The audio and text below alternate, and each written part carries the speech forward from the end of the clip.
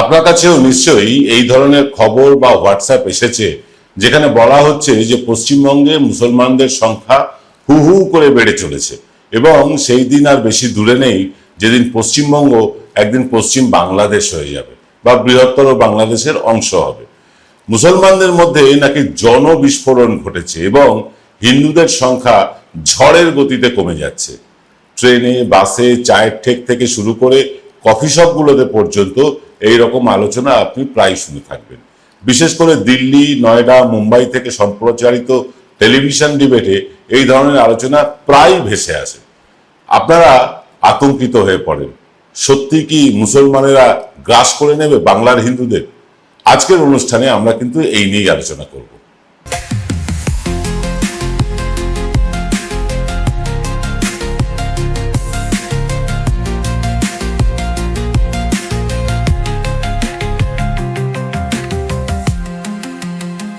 আতঙ্কিত হয়ে পড়ার মতোই তো ঘটনা। যদি মুসলমানদের সংখ্যা হু হু করে বাড়তে থাকে বাংলায়, তাহলে তো একদিন মুসলমানেরা আমাদের জমি, বাড়ি, হিন্দুদের সমস্ত কিছু কেড়ে নেবে। এটাই তো প্রচার হচ্ছে, এটাই তো বলা হচ্ছে সমস্ত মিডিয়া জুড়ে। বিশেষ করে কিছু আপনার গদি মিডিয়া, কিছু না প্রায় সব গদি মিডিয়া এবং বেশ কিছু চাটুকার ইউটিউব চ্যানেল এগুলো ছড়াচ্ছে। আতঙ্কিত হয়ে বিজেপি নেতারা হিন্দুদের পরিবার পিছু কেউ 3টে, কেউ 4টে, আবার কেউ বা 8টা বাচ্চা নেওয়ার পরামর্শ দিয়ে বিন্যাসের একটা ভারসাম্য রক্ষা করার পরামর্শ দিচ্ছেন।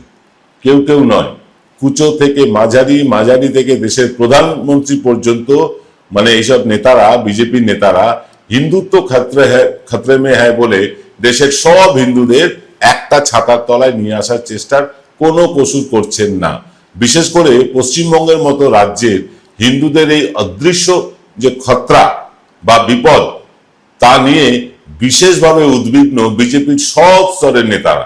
বিজেপির যে কোনো নেতার সাথে কথা বলবেন, এবং শুধু বিজেপি কেন বলবো, যারা ওই নীল সোফা সেটে বসে স্কচ হুইস্কি খেতে খেতে টেলিভিশন ডিবেট দেখে নিজেদের মধ্যে আলোচনা করেন, তারা কলকাতার অভিজাত ক্লাবগুলোতে যারা সাপ্তাহিক সময় কাটাতে যান, তারা, এরকম বহু মানুষ আছে, শিক্ষিত অশিক্ষিত সকলেই আছে এরকম, যারা কিন্তু বেশ উদ্বিগ্ন যে মুসলমানেরা যে হারে বাড়ছে বাংলায়, তাতে একদিন বাংলার হিন্দুদের পক্ষে এই জায়গা জমি রক্ষা করাই বিপদ হয়ে যাবে। এসব দেখতে দেখতে বিশ্বাস করুন, আমরাও বিশ্বাস করতে শুরু করেছিলাম মুসলমানদের মধ্যে জনসংখ্যা ভয়ঙ্কর ভাবে বাড়ছে। মানে একাধিক বন্ধু আছেন আমার ব্যক্তিগত বন্ধু যারা, তারা তো ওই দক্ষিণ দিনাজপুর, মালদা, মুর্শিদাবাদ, কলকাতার রাজাবাজার, খিদিরপুর, মেটিয়াব্রুজ, হাওড়ার পিলখানা এসব ঘুরে আসবার পরামর্শ দিয়েছিলেন। সরজমিনে বাস্তব চিত্রটা দেখে আসার কথাও বলেছিলেন। আতঙ্কিত হয়ে, প্রায় বাধ্য হয়ে আমাদের যে সমীক্ষক টিম কাজ করছে, মানে যারা সমীক্ষা করছে তাদেরকে, সেই সমীক্ষক টিমকে একদিকে আমরা কাজে লাগিয়েছি, নির্দেশ দিয়েছি খোঁজ খবর নিতে সত্যি মুসলিম জনসংখ্যা কিভাবে বাড়ছে সেটা। আর আমাদের রিসার্চ টিমকে বলেছিলাম যে গুগল ঘেটে সমস্ত পরিসংখ্যান তুলে আনতে। এই দুই টিমের সম্মিলিত রিপোর্ট নিয়ে এসেছি আজ। বাংলায় সত্যি কি মুসলমানদের সংখ্যা হু হু করে বাড়ছে? মমতা ব্যানার্জি কি সত্যি এই ব্যাপারে নিশ্চুপ হয়ে আছেন ভোট ব্যাংকের দিকে তাকিয়ে? আজকের অনুষ্ঠান কিন্তু হবে রাজনীতির ঊর্ধ্বে উঠে, একেবারে ফ্যাকচুয়াল, বাস্তবটা তুলে ধরবো আপনাদের কাছে। বাস্তবের মাটিতে গিয়ে চালানো অনুসন্ধান এবং কেন্দ্রীয় সরকারের বিভিন্ন রিপোর্ট, তার সাথে গুগল, উইকিপিডিয়া সমস্ত তথ্য সব মিলিয়ে কিন্তু আজকের এই অনুষ্ঠান। এটাকে রাজনীতির হিসেবে ধরবেন না, এটা কোনো রাজনৈতিক অনুষ্ঠান নয়। এরকম অরাজনৈতিক অনুষ্ঠানের মধ্যে রাজনীতি তো ঢুকে পড়বেই। রাজনীতি ছাড়া আজকে সারা দেশ প্রায় অচল, সমস্ত জায়গায় রাজনীতি ঢুকে গিয়েছে, তাই রাজনীতির কথাও আসবে, কিন্তু অনুষ্ঠানটা একেবারেই অরাজনৈতিক। এবার সাধ্যের মধ্যেই হবে মধ্যবিত্তের স্বাদ পূরণ। নতুন বাড়ি, নতুন স্বপ্ন, সুখের নতুন অধ্যায় শুরু হোক এই উৎসবে। Ashoka group, রিডিফাইনিং realty. ফোন করুন 9163502850। টিএফআর এই শব্দটি যদি আপনি না শুনে থাকেন, তাহলে আজকের অনুষ্ঠান দেখার আগে সেটা একটু ভালো করে জেনে নিতে হবে। টিএফআর মানে হচ্ছে টোটাল ফার্টিলিটি রেট, অর্থাৎ একজন মহিলা মানে সারা জীবনে কত সন্তান প্রসব করেছেন তাকেই বলে টিএফআর। এবার আরো একটা তথ্য খুব পরিষ্কারভাবে জেনে রাখুন অনুষ্ঠানের একেবারে গোড়াতে। সারা দেশে মুসলিমদের জনসংখ্যা 20% আশেপাশে, কিন্তু বাংলাতে সেটা 30% কাছাকাছি। আবার বাংলায় যে 30% মুসলমানেরা থাকেন তাদের মধ্যে প্রায় 22 থেকে 25% হচ্ছেন হিন্দি এবং উর্দুভাষী মুসলমান, আর বাকি 75%ই হচ্ছেন বাংলাভাষী মুসলমান। এই তথ্যগুলো আগে দিলাম যাতে অনুষ্ঠানের পরবর্তী অংশগুলো বুঝতে কোনো সমস্যা না হয়। এটা আপনাদেরকে আগেই পরিষ্কার করে বলে রাখলাম। এই টিএফআর এবং মুসলিম জনসংখ্যাটা মাথায় রাখবেন। মাথায় রাখার কারণে এই কারণে বলছি, কারণ বলা হয় না যে সারা ভারতে 20% মুসলিম, পশ্চিমবাংলায় 30%। কেন? কারণ এটা ঐতিহাসিক কারণে, ঐতিহাসিক কারণেই যুগ যুগ ধরে এখানে মুসলমানরা বসবাস করে আসছেন, তাই বাংলার মাটির সাথে তারা সম্পৃক্ত হয়ে গিয়েছেন, তাই এখানে মুসলিম জনসংখ্যা দেশের তুলনায় বেশি। আবার এমন রাজ্য আছে যেখানে মুসলিম জনসংখ্যা বেশি, আবার এমন রাজ্য আছে যেখানে হিন্দু জনসংখ্যা বেশি। কিন্তু পশ্চিমবঙ্গের জনসংখ্যার বিন্যাসটা বললাম, 30% মুসলমান আর 70% হিন্দু, 1-2% অন্যান্য ধর্মের লোকেরাও আছেন। যাই হোক, পশ্চিমবঙ্গে মুসলমানদের সংখ্যা ঠিক কি পরিমাণে বাড়ছে সেটা বুঝতে আমাদের সমীক্ষক টিম মালদা, মুর্শিদাবাদ, উত্তর এবং দক্ষিণ 24 পরগনা, হাওড়া, হুগলি জেলার মুসলিমদের মধ্যে খোঁজ খবর নিতে বের হয়েছিলেন। তেমনি ভোটের সমীক্ষার পাশাপাশি ঢু মেরেছেন কলকাতার রাজাবাজার, খিদিরপুর, মেটিয়াব্রুজ, হাওড়ার পিলখানা, টিকিয়াপাড়ার মতন মুসলমান অধ্যুষিত বস্তিগুলোতে।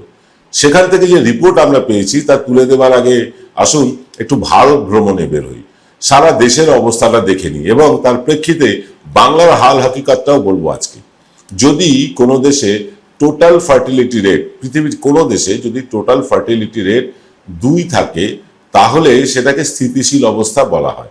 অর্থাৎ কোনো স্বামী স্ত্রীর যদি দুটি সন্তান হয় তাহলে সেই দেশে জনসংখ্যা বাড়েও না কমেও না। দুজন পুরুষ মহিলা 2 সন্তানের জন্ম দিলে সেই পুরুষ মহিলার মৃত্যুর পরে তারা দুজনকেই রেখে গেলেন, ফলে দেশের জনসংখ্যার একটা স্থিতাবস্থা বজায় থাকে।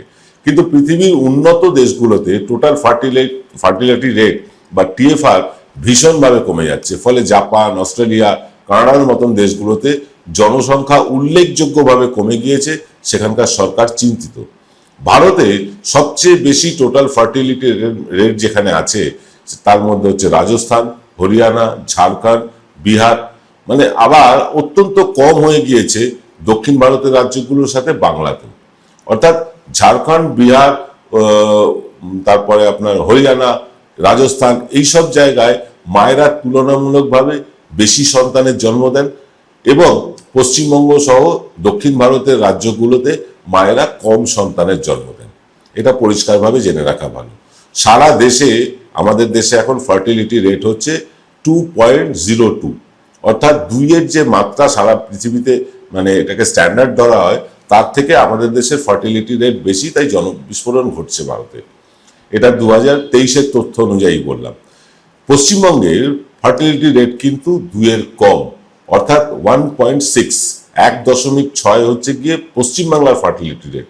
অর্থাৎ সারা দেশে স্বামী স্ত্রী সন্তানের সংখ্যা, স্বামী স্ত্রী পিছু যে সন্তানের সংখ্যা তা 2-এর বেশি, আর পশ্চিমবঙ্গে স্বামী স্ত্রী পিছু সন্তানের সংখ্যা গড়ে 1.5 জনের সামান্য বেশি। অর্থাৎ সারা দেশে জনসংখ্যা বাড়লেও পশ্চিমবঙ্গের জনসংখ্যা কিন্তু কমছে। হ্যাঁ, ঠিক শুনছেন, পশ্চিমবঙ্গের জনসংখ্যা কমছে। তবে এর জন্য পরিসংখ্যান ঘাটার খুব একটা প্রয়োজন নেই। 3 প্রজন্ম আগেই দেখুন না, স্বামী স্ত্রী পিছু যত সন্তানের জন্ম হতো বাংলায়, মানে এখন স্বামী স্ত্রী পিছু জন্মের হার উল্লেখযোগ্যভাবে কমে গিয়েছে। শিক্ষার হার বাড়বার সাথে সাথে বেশি সংখ্যায় সন্তান নেওয়ার প্রবণতাটাও কমে গিয়েছে বাংলায়। ঠাকুরদার সময় কি হতো? ঠাকুরদার সময় সন্তানের সংখ্যা 7, 8, 9, 10 হলেও বাপ কাকাদের জমানায় আমরা দেখেছি সেটা কমে গিয়েছে 2-3-এর কাছাকাছি। এখন তো সেটা আরো কম, কোথায় মানে কোথাও কোথাও 2 হলেও বেশিরভাগ ক্ষেত্রেই স্বামী স্ত্রীরা একটি সন্তানই সন্তুষ্ট থাকেন, এটা আমরা দেখতে পাচ্ছি। পশ্চিমবঙ্গের সমস্ত মুসলমান, প্রায় সমস্ত মুসলমান অধ্যুষিত অঞ্চলে ঘুরে আমরা মুসলমান সমাজটাকে 2টো আলাদা ভাগে ভাগ করেছি। কিরকম? একদল হচ্ছেন উর্দু এবং হিন্দি ভাষী মুসলমান, আর একদল হচ্ছেন বাংলাভাষী মুসলমান। হিন্দু উর্দু ভাষী মুসলমানেরা মূলত কলকাতা এবং জেলার শহরাঞ্চলের বাসিন্দা, আর গ্রামীণ বাংলার মুসলমানেরা কিন্তু সবাই মূলত বাংলাভাষী। বাংলাভাষী মুসলমানদের মধ্যে শিক্ষার হার তুলনামূলকভাবে হিন্দি উর্দুভাষী মুসলমানদের চেয়ে অনেক অনেক অনেক বেশি, এবং আর্থিক দিক থেকেও এই বাংলাভাষী মুসলমানেরা হিন্দি এবং উর্দুভাষীদের চেয়ে অনেকটাই এগিয়ে আছে। এই বাংলাভাষী মুসলমানদের মধ্যে শিক্ষা দীক্ষার কারণে ধর্মান্ধতা, কুপমণ্ডুকতা ভীষণভাবে কম। তুলনায় হিন্দিভাষী উর্দুভাষী যে মুসলমান, তাদের মধ্যে অপরাধ প্রবণতা, ধর্মান্ধতা দুটোই খুব বেশি। হিন্দি উর্দুভাষী মুসলমানদের ফার্টিলিটি রেট বাংলা ভাষী মুসলমানদের যারা আছেন তাদের প্রায় দ্বিগুণ। অর্থাৎ হিন্দি উর্দুভাষী মুসলমানেরা দম্পতি পিছু সন্তান গড়ে 3 হলে বাংলাভাষী মুসলমানদের যে দম্পতি তাদের গড়ে সন্তান হচ্ছে 2টি। মানে বেশিরভাগ ক্ষেত্রে 2টি, বেশ কিছু ক্ষেত্রে আবার 1টিও আছে। সব মিলিয়ে হিন্দুদের ফার্টিলিটি রেট বাংলায় হচ্ছে 1.6 আর মুসলমানদের ফার্টিলিটি রেট হচ্ছে 2। অর্থাৎ বাংলায় হিন্দু প্রায় 70% আছে আর মুসলমান আছে প্রায় 30%। বিশ্বের মানে উন্নতশীল দেশগুলোর ফার্টিলিটি রেট হচ্ছে গিয়ে 1.2 থেকে 1.5। জাপান বলুন, কানাডা বলুন, অস্ট্রেলিয়া বলুন, এদের হচ্ছে গিয়ে 1.2 থেকে 1.5। ভারতে কিন্তু সেটাই 2.02। আর বাংলায় গড়ে হিন্দু মুসলমান নির্বিশেষে বাংলায় হচ্ছে ভারতের যে গড় তার থেকে অনেকটাই কম, 1.8। তার মানে বাংলায় মুসলমানদের সংখ্যা বিপজ্জনকভাবে বাড়ছে বলে গদি মিডিয়া আর চাটুকার ইউটিউবার দিয়ে যা প্রচার হচ্ছে সেটা সম্পূর্ণ সম্পূর্ণ সম্পূর্ণ মিথ্যে। আরো কিছু জরুরি তথ্য নিয়ে আসছি ছোট্ট আরো একটা বিরতির পর। Welcome to the world of civil business. A Bengali business personality and the most successful business group, Roy Construction Group of companies, now coming Sarib, West Bengal. Mr. Anup Roy, the managing director of the Roy Construction Group company, ready to serve his native land, the mother Bengal.